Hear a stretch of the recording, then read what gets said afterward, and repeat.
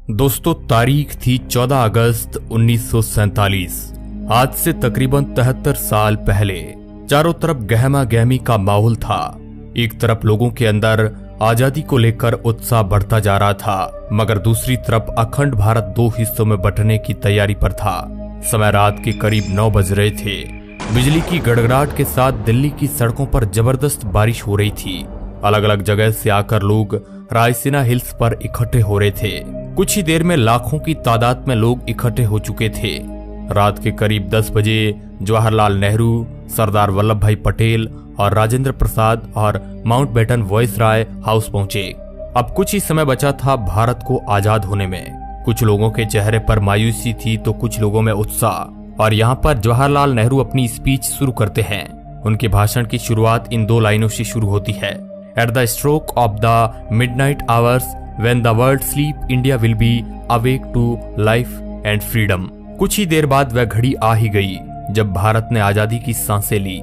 रात 12 बजे शंखनाद से हमारे देश की आजादी का आरंभ हुआ था, जिस समय ग्राउंड पर खड़े लोग महात्मा गांधी के नाम के नारे लगाए जा रहे थे। और जो लोग अपने घरों में ये भाषण और सब कुछ रेडियो पर सुन रहे थे, उनकी भी खुशी का कोई ठिकाना नहीं था, क्योंकि उस समय भारत एक आजाद परिंदा हो गया था, जिसका हमने करीब 200 सालों से इंतजार किया था। 14 अगस्त सन 1947 में रात भर बारिश के बाद सुबह आसमान बिल्कुल साफ था। जब सुबह 8:30 बजे पंडित नेहरू और उनके कैबिनेट ने शपथ ली और जिसके बाद ब्रिटिशर्स का झंडा हटाकर आजाद हिंद का झंडा लहराया गया, जिसे देख सभी की छाती चौड़ी हो गई थी, क्योंकि अब हमें वो झंडा दिखने लगा था जिसे हम बरसों से देखना चाहते थे। जब राजधानी दिल्ली में आजादी का जश्न मनाया जा रहा था, उस वक्त महात्मा गांधी दिल्ली से हजारों किमी दूर पश्चिमी बंगाल के नोआखली में थे और राज्य में शांति कायम करने का प्रयास कर रहे थे। जानकार बताते हैं कि पंडित नेहरू के ऐतिहासिक भाषण को पूरे देश ने सुना था, मगर गांधी जी नहीं सुन पाए थे। 14 अगस्त 1947 की ऐसी रात जब लोग सोए तो गुलाम देश में थे, लेकिन अगली सुबह उनकी आजादी की सुबह थी। लेकिन जितनी खुशी हमें आजाद होने में थी, उतना ही गम अखंड भारत की टूट जाने में था, क्योंकि दोस्तों भारत ने अपना 3,46,737 किलोमीटर का एरिया पाकिस्तान के रूप में खो दिया। करोड़ों की संख्या में लोग भारत से अलग हो गए थे। जो लोग कुछ समय पहले ही भाई की तरह जिंदगी जी रहे थे, वे अब एक दूसरे की जान के दुश्मन बन चुके थे, क्योंकि 14 अगस्त के रात 12 बजे भारत और पाकिस्तान का विभाजन हो गया। भारत 2 हिस्सों में बट गया, जिसमें एक हिस्सा पाकिस्तान और दूसरा हिस्सा हिंदुस्तान के नाम हो गया था, जिस वजह से कई सारे दंगे हुए। जो लोग खुद को पाकिस्तान में सुरक्षित महसूस समझते थे, वे वहां चले गए, और जो लोग भारत में सुरक्षित महसूस कर रहे थे, वे यहाँ पर आ गए। कहा जाता है कि करोड़ों लोग पलायन को मजबूर हो गए थे। इन दंगों में हजारों लोग मौत के घाट उतर गए थे। ये उस समय दुनिया का संभवतः सबसे बड़ा विस्थापन था, और ये सारा खेल अंग्रेजी हुकूमत का ही था, जिसने डिवाइड एंड रूल का खेल पहले से ही खेल रखा था, जहां पर उन्होंने हिंदुस्तान के अंदर हिंदू और मुस्लिम के बीज भर दिए थे। वरना आजादी के पहले तक हम सभी भाइयों की तरह साथ में जी रहे थे। वो तो अंग्रेज ही थे जिन्होंने हमें हमारी जाति के आधार पर हमारा व्यक्तित्व याद दिलाया, जिसके बाद हम आपस में ही लड़ने लगे।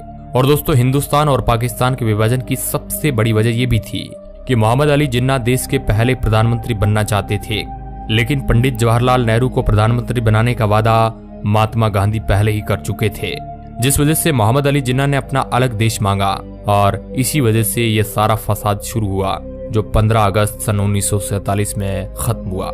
दोस्तों, हम आपको बता दें कि भारत को आजाद करने की बात बहुत पहले से ही चल रही थी, और इसी वजह से ब्रिटिशर्स ने माउंटबेटन को भारत का आखिरी वॉइसराय बनाया था, ताकि इसके बाद भारत को आजाद देश घोषित कर दिया जाए।